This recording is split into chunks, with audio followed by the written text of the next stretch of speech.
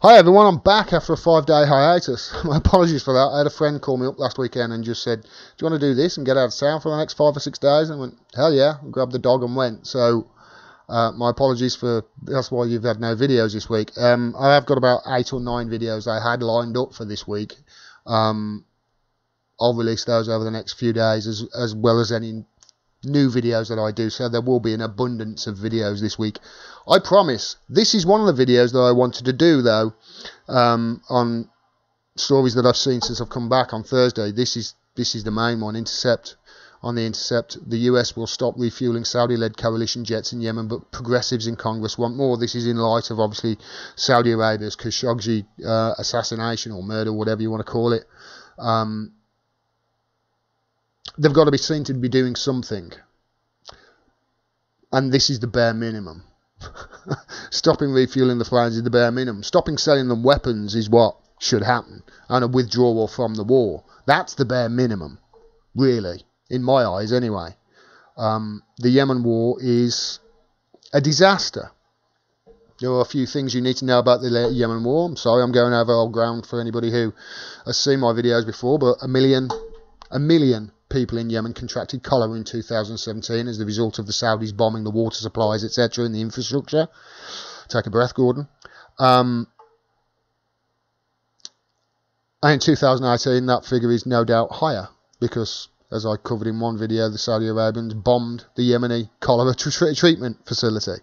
Just bombed it. They knew what it was. They were told 9 times, I believe, by the Red Cross what it was. Still bombed it. So you can see this is them. They're doing it on purpose. That was not a mistake in my eyes. And when you hear the Human Rights Watch say that half the country, 13 million people, are starving right now, starving to death.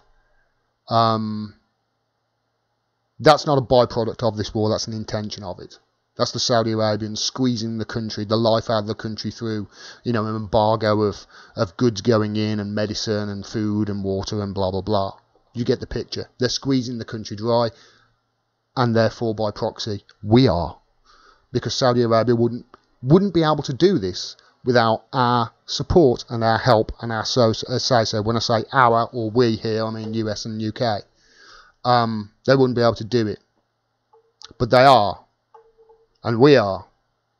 I've heard it said, and I think it was Rand Paul who said this, that we refuel the planes, we sell them the weapons, we pick out the targets, and we refuel the planes on the way back home. We are doing everything in this war apart from push the button, and that is correct in my eyes. We're doing everything apart from fly the plane and push the button.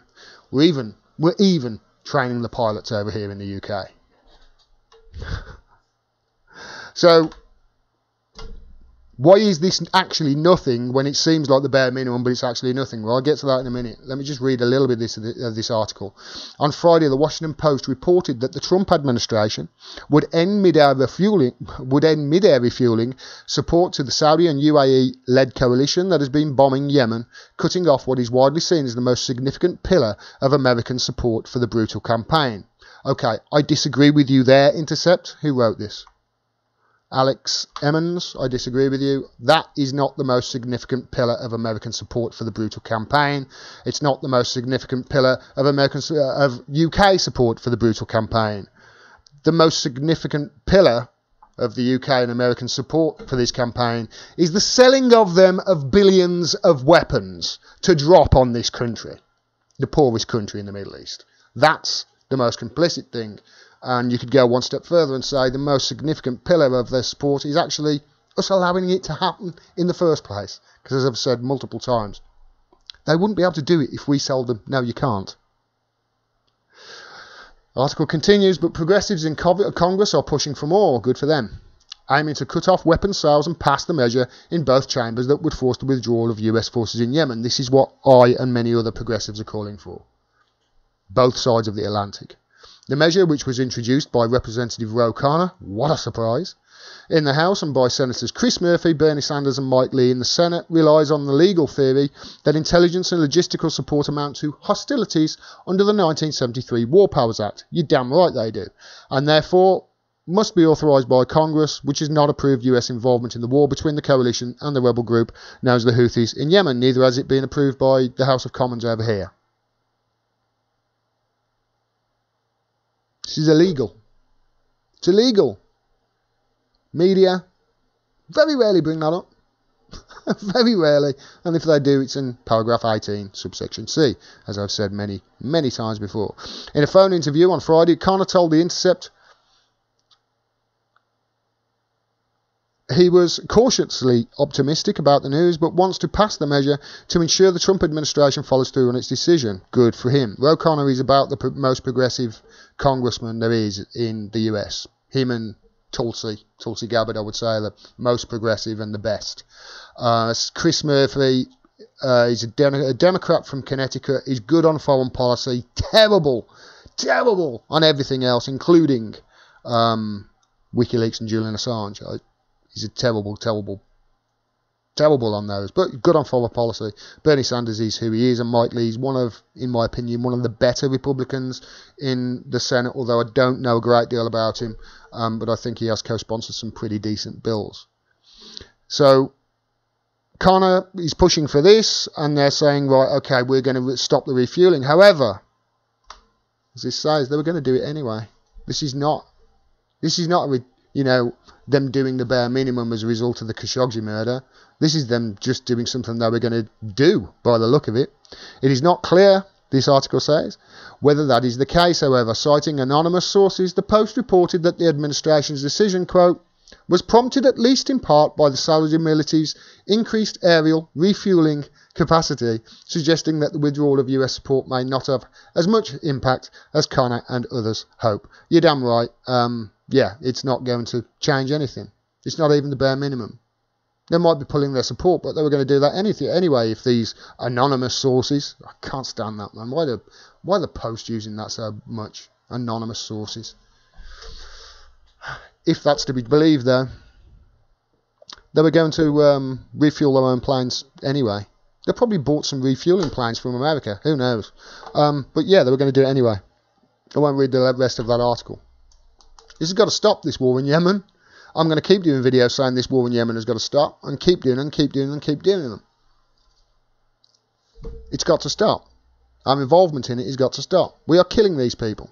We're just killing them, innocent civilians. Now they say that it's the Houthis, these Houthi-backed rebels, and they're getting their funding and their arms and etc. from Iran. I haven't seen any evidence of that. All I've heard is, the administrations, the Western administrations make that assertion. I don't know whether that's true. Might be.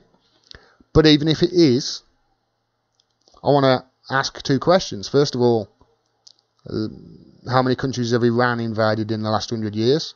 Oh, none. Really? None? Oh, okay. And second of all,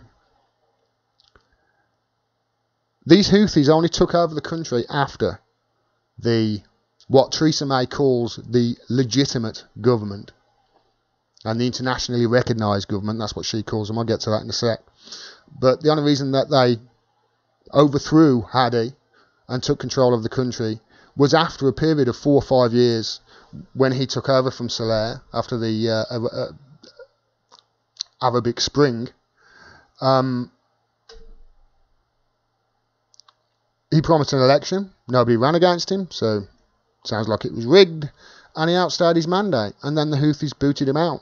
He went to Saudi Arabia with his tail between his legs, and then Saudi Arabia started bombing a week or two later. That's the story. This is the story that you don't get from the BBC, from the media. They just repeat the shit that Theresa May and the representatives say. That's not, you're just repeating propaganda at that stage. You're not doing journalism. You're just repeating propaganda. You're just a mouthpiece for the establishment. That's all it is. You're just a megaphone for Theresa May and Donald Trump. That's it. You're not doing journalism. The outrage over Khashoggi was just hilarious. It really was. Yes, they were right to be outraged. But where's the outrage about 13 million people being starved in another country, in our name, in my name, and in your name if you're in the UK and US? That's the people who are meant to serve us, killing other people on yours and mine behalf. Does that make you feel good? Of course it doesn't. It's got to stop. I wanted to point this out because I know a lot of people will look at that headline and think, oh, well, that's the bare minimum. But or look at that headline and think it's good. But actually, when you delve into the details, it's not anything. It was going to happen anyway by the look of it. If you like this video and you want to see more, please subscribe and click the bell below so you get a notification of when I drop further videos. Independent voices like mine, I'm sure you're aware by now, are being censored across all social media platforms, so please like and comment on the videos. That really does help the channel out, and share the videos wherever you can to grow the audience. If you can, please support me on Patreon. You can do it for as little as $1 a month. I cannot do this without your help. I rely on your donations. Thanks very much for your support. It really is appreciated. Until next time, peace and take care.